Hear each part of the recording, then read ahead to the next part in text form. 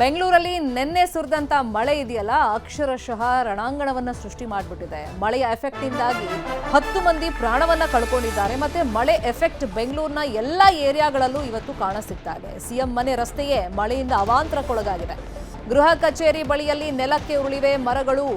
CM ನಿವಾಸ Kaveri compound ಮೇಲೆ ಮರದ ಕೊಂಬೆಗಳು ಬಿದ್ದಿದೆ. ಸಿಎಂ ಮನೆ ಗೋಡೆ ಮೇಲೆ ಬಿದ್ದುಬಿಟ್ಟಿದೆ. ಕಬ್ಬಿಣದ ಕಂಬ ಬಿದ್ದಿರೋದು. ಇನ್ನು ಗಾಲ್ಫ್ ಕೋರ್ಸ್ ನಲ್ಲಿರುವಂತಹ ಬೃಹತ್ ಗಾತ್ರದ ಕಂಬ ಬಿದ್ದಿದೆ. ಗೃಹ ಕಚೇರಿ ಕೃಷ್ಣ ಕಾವೇರಿ ನಿವಾಸದ ಬಳಿಯಲ್ಲಿ ಮರದ ಕೊಂಬೆಗಳ ರಾಶಿ ಬಿದ್ದಿದೆ. ಕುಮಾರಕೃಪಾ ರಸ್ತೆಯನ್ನ ಈಗ ಪಾಲಿಕೆ ಸಿಬ್ಬಂದಿ ಬಂದ್ ಮಾಡಿದ್ದಾರೆ. ಮರಗಳು ಹಾಗೇನೆ ಮರದ ಕೊಂಬೆಗಳನ್ನ ತೆರವು ಮಾಡುವಂತ ಕಾರ್ಯಾಚರಣೆಯನ್ನ ಮಾಡ್ತಾ ಇದ್ದಾರೆ. ಇದು ಸಿಎಂ ಮನೆ ರಸ್ತೆ. ಇಲ್ಲೂ ಮಳೆ ಅವಾಂತರಗಳನ್ನ ಗಮನಿಸ್ತಾ ಇದ್ದೀವಿ. 170ಕ್ಕೂ ಅಧಿಕ ಮರಗಳು ನಿನ್ನೆ ಸುರಿದಂತ ಮಳೆಯಿಂದಾಗಿ ಧರೆಗೆ ಉರುಳಿವೆ. ಇನ್ನು ಕಾಂಪೌಂಡ್ ಮೇಲೆ ಮರದ ಕೊಂಬೆ ಬಿದ್ದಿದೆ. ಜೊತೆಗೆ ಕಬ್ಬಿಣದ ಕಂಬಗಳು ಬಿದ್ದಿದ್ದಾವೆ. ಸದ್ಯಕ್ಕೆ ಕುಮಾರಕೃಪಾ ರಸ್ತೆಯನ್ನ ಕ್ಲೋಸ್ ಮಾಡಿದ್ದಾರೆ. ಮತ್ತೆ ಕಾರ್ಗಳು, ಆಟೋಗಳು, ಬೈಕ್ಗಳು ಈ ಮಳೆಯಿಂದಾಗಿ ಡ್ಯಾಮೇಜ್ಗೆ ಒಳಗಾಗಿದೆ. ಕುಮಾರಕೃಪಾ ರಸ್ತೆ ಬಂದ್ ಮಾಡಿ ಅದನ್ನು ತೆರವು ಮಾಡುವಂತ ಕೆಲಸವನ್ನ ಈಗ ಸಿಬ್ಬಂದಿ ಮಾಡ್ತಾ ಇದ್ದಾರೆ. ಬೌರಿಂಗ್ ಆಸ್ಪತ್ರೆ ತಡೆಗೋಡೆ ಬಿದ್ದು 7 ಜನ ಪ್ರಾಣವನ್ನೇ ಕಳ್ಕೊಂಡಿದ್ದಾರೆ. ಇನ್ನು ಅಲ್ಲಿ ನ್ಯೂಸ್ 18 ರಿಯಾಲಿಟಿ ಚೆಕ್ ಮಾಡಿದೆ. ರಿಯಾಲಿಟಿ ಚೆಕ್ ಮಾಡಿದಂತ ಸಂದರ್ಭದಲ್ಲಿ ಏನ್ ದುರಂತ ನಿನ್ನೆ ಸಂಭವಿಸಿದೆ ಮಳೆಯಿಂದಾಗಿ, ಅದರ ಕೂಗಳತೆ ದೂರದಲ್ಲೇ ಗೋಡೆ, ತಡೆಗೋಡೆ ವಾಲಿದೆ. ಬಲಿಗೋಸ್ಕರ ಕಾಯ್ತಾ ಇದೆ. ಅದು ಆಸ್ಪತ್ರೆಯ ಮತ್ತೊಂದು ಕಡೆ ಕಾಂಪೌಂಡ್ ರಸ್ತೆ ಕಡೆಗೆ ಸಂಪೂರ್ಣವಾಗಿ ವಾಲಿದೆ. ಅದು ಯಾವಾಗ ಬೀಳುತ್ತೆ, ಯಾರ ಪ್ರಾಣ ಹೋಗುತ್ತೆ ಹೇಳಕ್ಕಾಗಲ್ಲ. ತಡೆಗೋಡೆ ಪಕ್ಕದ ವ್ಯಾಪಾರಿಗಳನ್ನ ಸದ್ಯಕ್ಕೆ ತೆರವು ಮಾಡಿದ್ದಾರೆ. ಇಷ್ಟು ದಿನ ಅಲ್ಲೇ ವ್ಯಾಪಾರ ಮಾಡ್ತಾ ಇದ್ರು ವ್ಯಾಪಾರಿಗಳು. ನ್ಯೂಸ್ 18ನಲ್ಲಿ ಬೌರಿಂಗ್ ಆಸ್ಪತ್ರೆ ತಡೆಗೋಡೆಯ ರಿಯಾಲಿಟಿ ಚೆಕ್ ಅನ್ನ ನಡೆಸಲಾಗಿದೆ.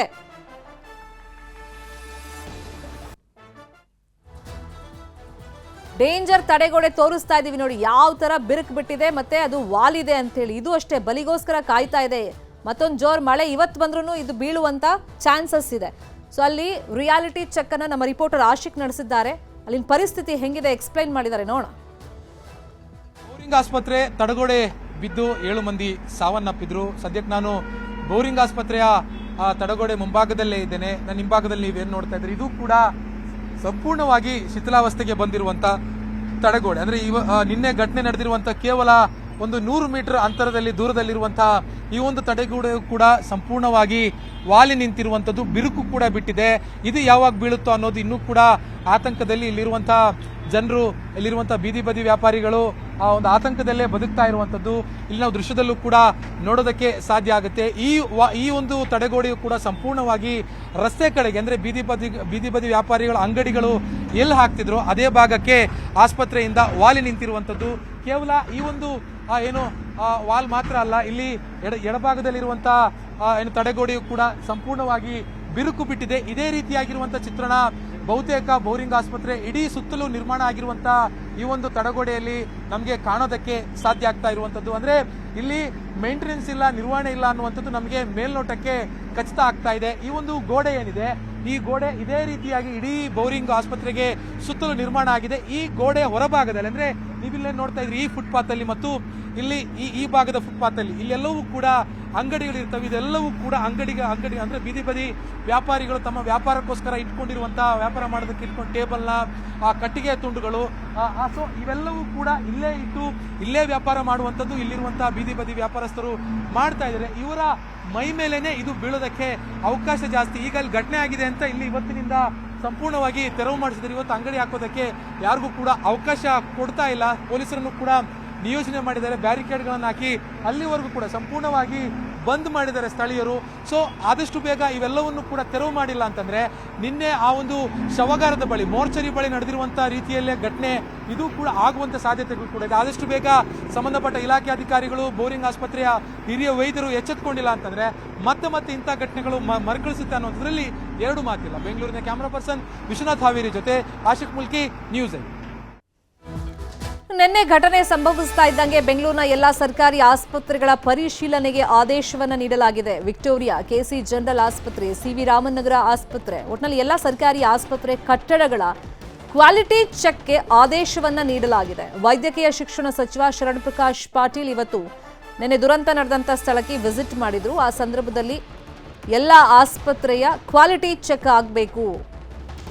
ಚೆಕ್ ಮಾಡಿ ಆದೇಶವನ್ನ ಕೊಟ್ಟಿದ್ದಾರೆ, ಅಂದರೆ ಚೆಕ್ ಮಾಡಿ ವರದಿ ಕೊಡಬೇಕು ಅಂತ ಹೇಳಿದ್ದಾರೆ. ಕೂಡಲೇ ವರದಿ ಕೊಡೋದಕ್ಕೆ ಅಧಿಕಾರಿಗಳಿಗೆ ಸೂಚನೆ ಕೊಟ್ಟಿದ್ದಾರೆ. ನ್ಯೂಸ್ 18ಗೆ ಈ ಬಗ್ಗೆ ಸಚಿವ ಶರಣ್ ಪ್ರಕಾಶ್ ಪಾಟೀಲ್ ಹೇಳಿಕೆಯನ್ನು ಕೊಟ್ಟಿದ್ದಾರೆ. ನಿನ್ನೆ ಮಳೆಗೆ ತಡೆಗೋಡೆ ಕುಸಿದು 7 ಮಂದಿ ಸಾವನ್ನಪ್ಪಿದ್ರು. ಇದೀಗ ಸ್ಥಳವನ್ನ ಪರಿಶೀಲನೆ ಮಾಡ್ತಾ ಇದ್ದಾರೆ ಸಚಿವರಾಗಿರುವಂತಹ ಶರಣ್ ಪ್ರಕಾಶ್ ಪಾಟೀಲ್ ಅವರನ್ನು ಮಾತಾಡ್ಸೋಣ. ಸರ್, 7 ಮಂದಿ ಸಾವನ್ನಪ್ಪಿದ್ದಾರೆ. ಸೊ ಘಟನೆ ಬಗ್ಗೆ ಏನು ಮಾಹಿತಿ ತಗೊಂಡ್ರೆ? ನೋಡಿ, ಈಗ ಅದೇ ನಾವು ನಿನ್ನೆ ಮಾನ್ಯ ಮುಖ್ಯಮಂತ್ರಿಗಳು ಕೂಡ ಇಲ್ಲಿ ವಿಸಿಟ್ ಮಾಡಿದ್ದಾರೆ, ಉಪಮುಖ್ಯಮಂತ್ರಿಗಳು ಕೂಡ ವಿಸಿಟ್ ಮಾಡಿದ್ದಾರೆ. ಈಗ ಇಂಜಿನಿಯರ್ಸಿಗೆ ಒಂದು ಇನ್ಸ್ಟ್ರಕ್ಷನ್ಸನ್ನು ಕೊಟ್ಟಿದ್ದೀವಿ. ಇದು ಕಂಪೌಂಡ್ ವಾಲ್ ಭಾಳ ಹಳೇದಿದೆ, ಅದಕ್ಕೆ ಅದು ಸ್ಟ್ರೆಂತ್ ಬಗ್ಗೆ ಒಂದು ಚೆಕ್ ಮಾಡಿ ಒಂದು ರಿಪೋರ್ಟ್ ಕೊಡೋಕ್ಕೆ ಹೇಳಿದ್ದೀವಿ. ಮತ್ತು ಅಲ್ಲಿ ಕುಸಿದಿರ್ತಕ್ಕಂಥ ಗೋಡೆಗೆ ಏನು ಕಾರಣ ಅಂತಕ್ಕಂಥದ್ದು ಒಂದು ಇನ್ವೆಸ್ಟಿಗೇಷನ್ ಮಾಡೋಕ್ಕೆ. ಸರ್, ಸಾಕಷ್ಟು ಬಾರಿ ಬೋರಿಂಗ್ ಆಸ್ಪತ್ರೆಯಿಂದ ಹಳೆ BBMPಗೆ ಇದನ್ನು ತೆರವು ಮಾಡಿ ಅಂದರೆ ಫುಟ್ಪಾತನ್ನು ತೆರವು ಮಾಡಿ ಅಂತ ನೋಟಿಸ್ ಪತ್ರಗಳನ್ನು ಬರೆದಿದ್ರಂತೆ. ಸೊ ನಿಜಾನಾ ಸರ್? ಏನು ಉತ್ತರ ಬಂದಿತ್ತಾಗ? ಈಗ ಅದ್ರ ಬಗ್ಗೆ at this junction I don't want to comment, but see what needs to be address at this junction is need to see that our walls are good. Sir, ಅದೇ ಅವರು ಬೀದಿ ಬದಿ ವ್ಯಾಪಾರಿಗಳನ್ನು ಮಾತಾಡ್ಸಿದ್ರು ಸರ್, ಏನು ಹೇಳಿದ್ರು ಅವರು? ಇಲ್ಲ, ಅವ್ರು ಯಾರೂ ಇರಲಿಲ್ಲ ಪಾಪ ಇಲ್ಲಿ. ಅಲ್ಲ, ನಾವು ಮಾತಾಡ್ಸುವಾಗ ಒಳಗಡೆ ಮಣ್ಣು ತಂದು ತುಂಬಿದ್ರು, ಆ ಪ್ರೆಷರ್ಗೆ ಹೊರಗಡೆ ಇಲ್ಲ. ಈಗ ಯಾವುದು ಅದು ಮಣ್ಣು ತಂದು ಈಗ ರೀಸೆಂಟಾಗಿ ಯಾವುದು ಮಾಡಿರಲಿಲ್ಲ, ಅದೆಲ್ಲ ಹಳೇದು. ಅದು ಡಿಫ್ರೆಂಟ್ ಲೆವೆಲ್ ಇದೆ. ಮತ್ತು ಈಗ ಯಾವ ರೀಸೆಂಟ್ಲಿ ಯಾವುದು ಕೆಲಸ ಆಗಿಲ್ಲ. ಈಗ ಮತ್ತೆ ಕ್ವಾಲಿಟಿ ಚೆಕ್ ಏನಾದ್ರು ಮಾಡಕ್ಕೆ ಹೇಳಿದ್ದೀನಿ. ಉಳಿದಿರೋ ವಾಲ್ಗೆ all them to check the quality of the wall, ಯಾಕಂದ್ರೆ this could be disaster point in future ಅನ್ನೋದಕ್ಕೆ will take a report on. ಸಚಿವರಾಗಿರುವಂತಹ ಶರಣ ಪ್ರಕಾಶ್ ಅವರ ಮಾತು ಅಂದ್ರೆ ಇನ್ ಮುಂದಕ್ಕೆ ಇಲ್ಲಿ ಯಾವುದೇ ರೀತಿಯಾಗಿರುವಂತಹ ಅಹಿತಕರ ಘಟನೆ ನಡಿಬಾರದು ಅನ್ನುವಂಥ ನಿಟ್ಟಿನಲ್ಲಿ ಈ ಉಳಿದಿರುವಂತಹ ತಡೆಗೋಡೆಗಳ ಒಂದು ಕ್ವಾಲಿಟಿ ಚೆಕ್ನ ವರದಿಯನ್ನು ಕೂಡ ಕೊಡೋದಕ್ಕೆ ಅಧಿಕಾರಿಗಳಿಗೆ ಸೂಚಿಸಿದ್ದೀನಿ ಅಂತ ಅವ್ರು ನ್ಯೂಸ್ 18ಗೆ ಮಾಹಿತಿಯನ್ನು ಕೊಟ್ಟಿದ್ದಾರೆ. ಬೆಂಗಳೂರಿನ ಕ್ಯಾಮರಾ ಪರ್ಸನ್ ವಿಶ್ವನಾಥ್ ಹಾವೇರಿ ಜೊತೆ ಆಶಿಕ್ ಮುಲ್ಕಿ, ನ್ಯೂಸ್ 18.